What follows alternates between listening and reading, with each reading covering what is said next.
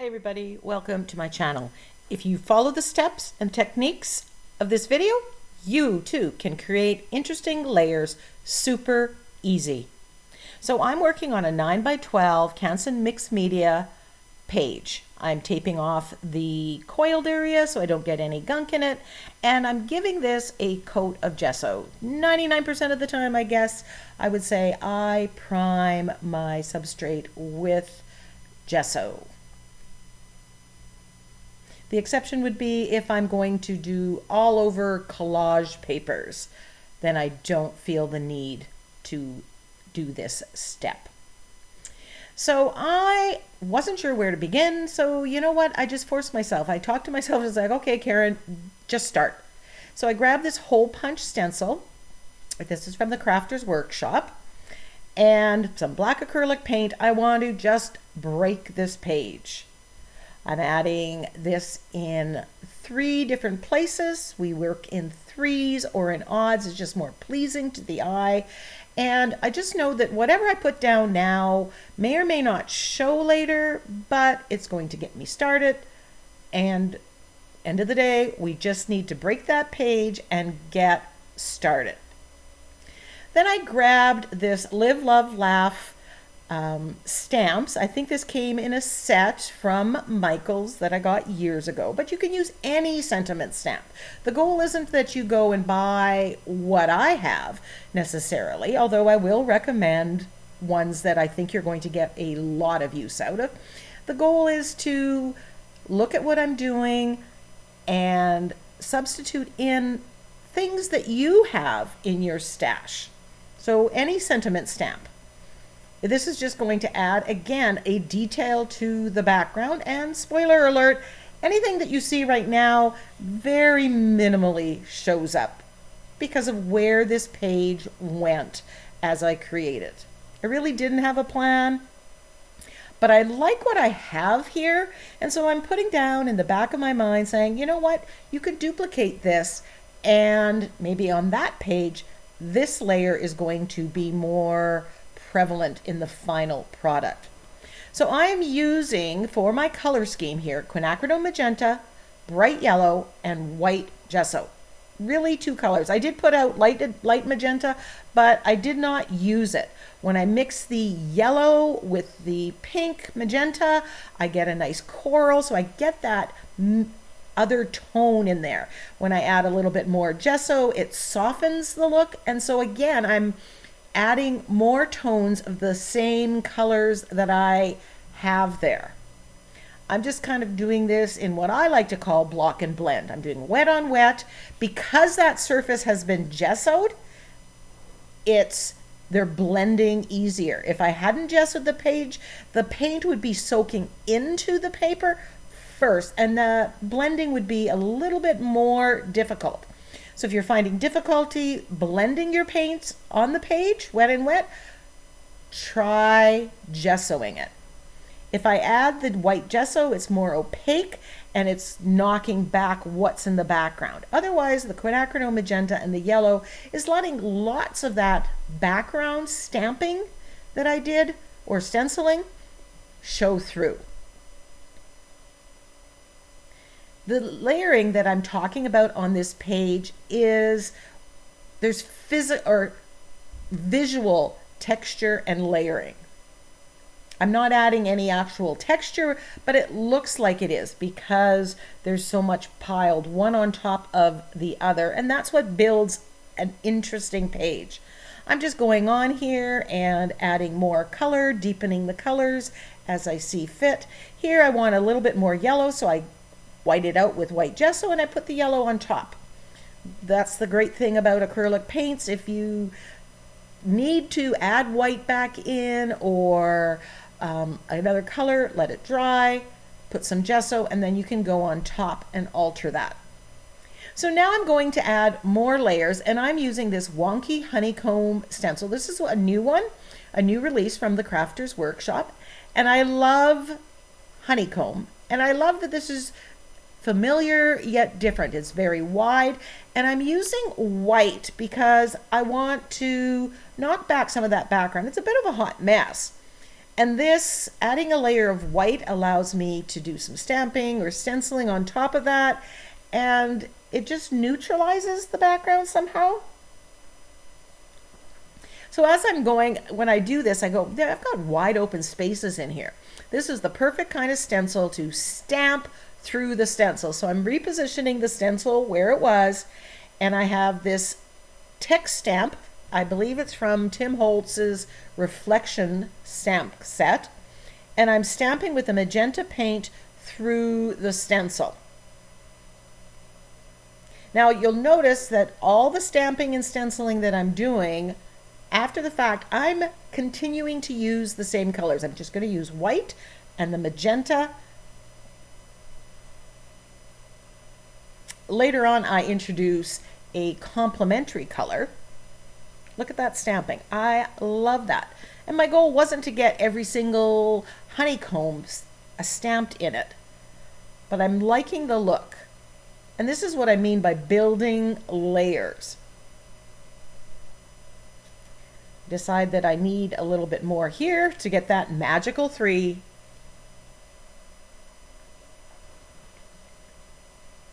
Now you'll notice that the stamps and the stencils that I use, I have different sizes and they work together.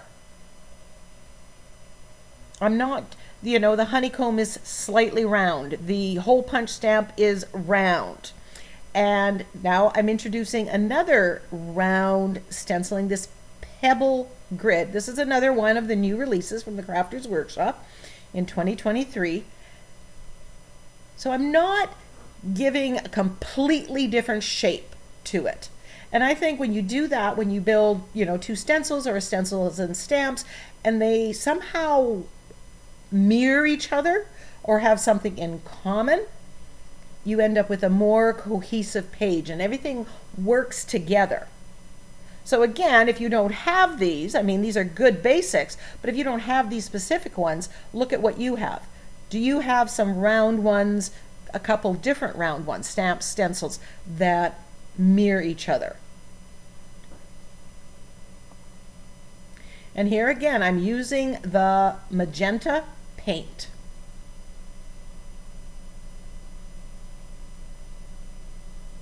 And I keep stopping, holding the page up, looking at it, evaluating. Am I done? What do I need? What else does it need?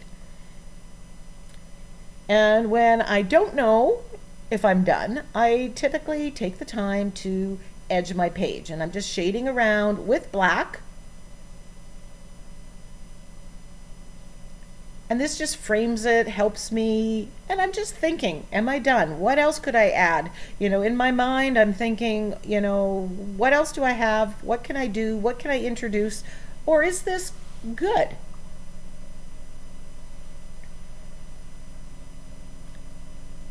So because I knew what focal image I wanted, and this is a printable, it's free domain from supercoloring.com. You can go and resize it to fit whatever shape, as you see here. And I like the black and white of this girl, slightly vintage, although my background is very bright and bold. So I'm going with a black and white focal image. I like how right now it actually works well with the stenciling from the hole punch stencil and the stamping of the Live, Love, Laugh. So I cut out on the outside, and then I use my cutting mat, and I use an X-Acto knife to cut out in between the arms there. It's just the quickest way. So I'm going to put that girl there and then put a sentiment. So again, I'm evaluating, am I done? Do I need more in that background? If so, what will that be?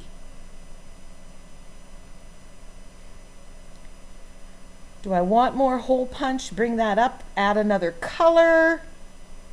And I decide I'm going to use my Stampendous dot stamp. Now this is a stamp, it's actually half the stamp, I've cut it in half. I use so much. This is a good basic. And I'm adding this dots. And again, the dots go with the pebble grid. It goes with the hole punch stencil. I'm not really introducing a new shape, just something in that same theme. And there's something about adding these dots in this particular size that always takes a background from, I don't know if I'm done, to, yes, this is it. I'm putting the white acrylic paint on with a makeup sponge, and then I'm just stamping. And I try, don't forget to stamp or stencil off the page. Don't just stop. It needs to flow out. That kind of balances the page. So right now it's like, yes, I can see this being pretty much done. I'm liking the addition of this. It just knocked back some of that pebble grid in the magenta, was a little too prevalent. This just made it all work together, in my mind. Well, now I'm again additioning my focal image on there. I like what I see, and you can see the different layers. And then I decide I'm going to use this chicken wire reverse, which mirrors the honeycomb, wonky honeycomb stencil, but it's a smaller scale. And I decide to introduce bright aqua. Now, the reason I chose bright aqua is is across the color wheel from the colors that I've used in that, across from that coral. So I know they're going to work well. I don't want it to overpower, so I'm using a very fine stencil. I want a little bit of added interest, unexpected color. I just finished the Index Card a Day Challenge working on 5x7, so having the real estate, over here we're showing the opposite, the color wheel. That's the decision making of why I chose the aqua color. But after finishing the iCAD and doing very small substrates, it's really nice to work on a larger substrate where I can do more. It's like a breath of fresh air. Then I decide I'm going to splatter with the bright aqua. I just thin it down off on the side there, and I'm splattering with my fan brush, which is, I get the best splatters when I use my fan brush. You can use a toothbrush. And then I decide I'm going to splatter also with white. When you splatter, it hides imperfections, but it also helps tie every element together. It unifies it in some way, shape, or form. And there we have it, a very interesting layered background. And you see every part of it. Now, I want to put the girl on here, but I want to ground it somehow. I want to add a little bit more interest to my background. So I'm thinking I'm going to put the girl in this position. Spoiler alert, I changed. I grabbed my white Stabilo and I'm just drawing a line because I'm going to cut my page in half, and I'm going to do some shading there just to change up the background from just flat the way it is. It'll just add interest. Now you could do any shape. You could do circles doing this technique or anything else. You can cut it into 5 pieces if you wanted, or 2. So I've got my line. Because it's Stabilo, if I don't like it, I can erase it because everything's permanent underneath. Now here I'm just going to shade along that line. And I've decided to not use black. I'm using magenta. I wasn't sure I wanted the starkness of black at this time. And when I'm in doubt, I do exactly what I'm doing here. I'm just using the magenta, and I'm assessing whether that will give me the effect that I want. So you kind of do it step by step. And you can see how adding this line is basically dividing the page. Very simply, it's going to give me a place to ground my focal image and my sentiments very easily. But I've created the background all at the same time. But in the end, the 2 parts look slightly different. And that just, again, adds a little bit more interest to your page. So no matter what color your background is, no matter what you have there, you can do this. So I'm thinking again, the girl's going on that left-hand side, but I'm not getting enough definition, I think, so I come in and I shade with the black. And now I have kind of a two-tone because it's magenta and the black. And I like that. Because the girl is black and white, I think you needed the black, the strength of the black, to make that work.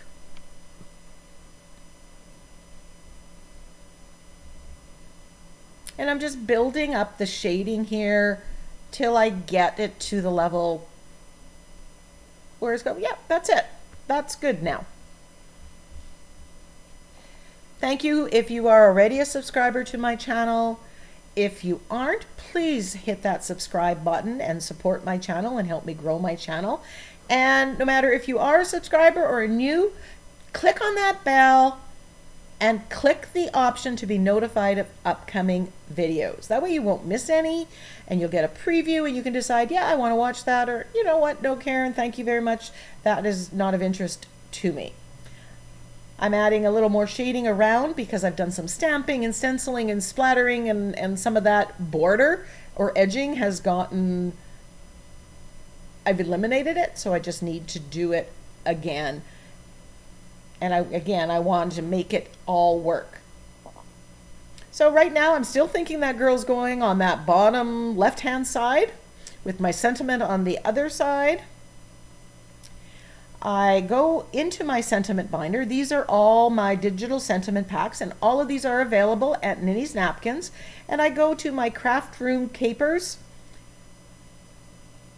sentiment pack, and I'm flipping through, reading the sentiments, looking for one that goes with my focal image, and I get this one. I just want to create pretty things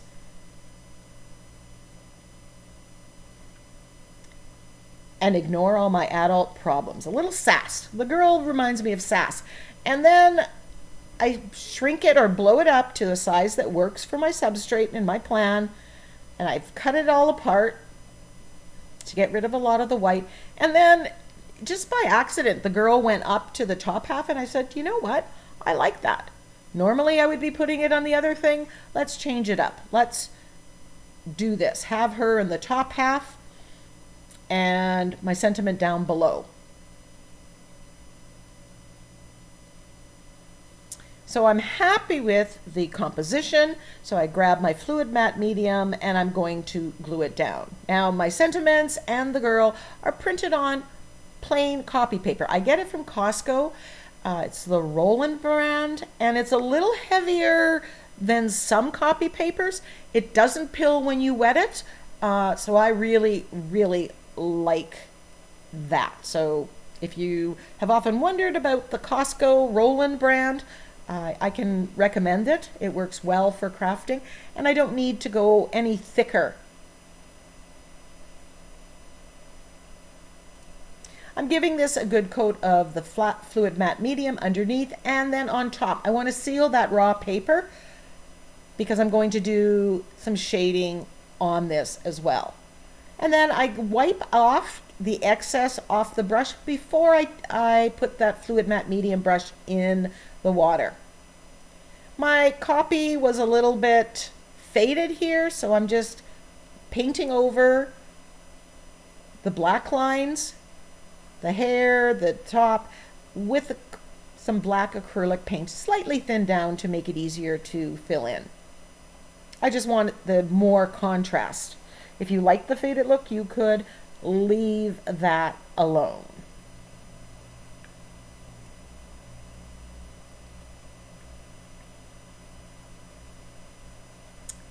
I'm just adding, and if it doesn't look good, because it's sealed with the matte medium, you can grab a baby wipe or a wet cloth and wipe it back without wrecking the paper. If you were to try to do that on raw paper, it would stain the paper and you would not be able to do that.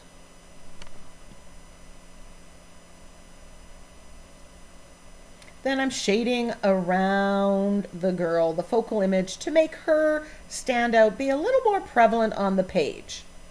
There's not much shading here, but I am using my angle brush and black acrylic paint and using my usual shading technique. The same one that I did the black line down the middle of the page.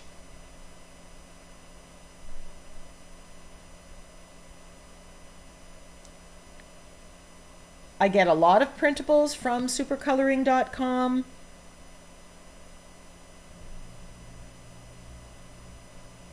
So go and check it out. If you're looking for printables, I love that we can resize them with your printer. Often I cut them and put them on my Word program, and then I can alter the shape. And it gives me a lot of flexibility, because if I'm doing a 5x7 or a 9x12, I can have the perfect sized focal image.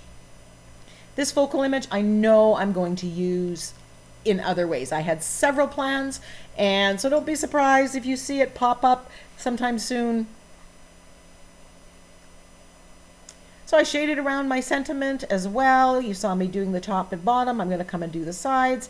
Then I'm adding a little bit of shading on the dress, the skirt of the dress. I did contemplate painting the skirt that bright teal. I did test it out. I didn't like how it looked. So I wiped it back, and you can't even tell that I did that. That's because I sealed it with the fluid matte medium.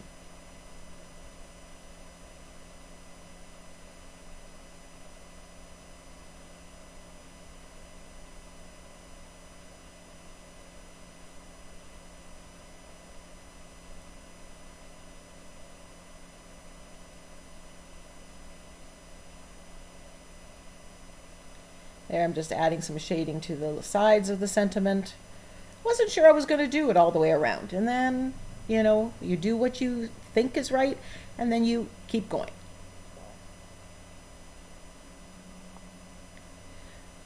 Of course, you know, even though I don't record a lot of the drying time, there's always drying time. If you've taped something off, heat it up, it will release so you aren't ripping off paper. Then I will put this back in. So there is the finished page. It is a fun, colorful page, very layered and very easy to do. So I hope you give this a try. Look at your supplies. Use what you have. Until next time, go get creative.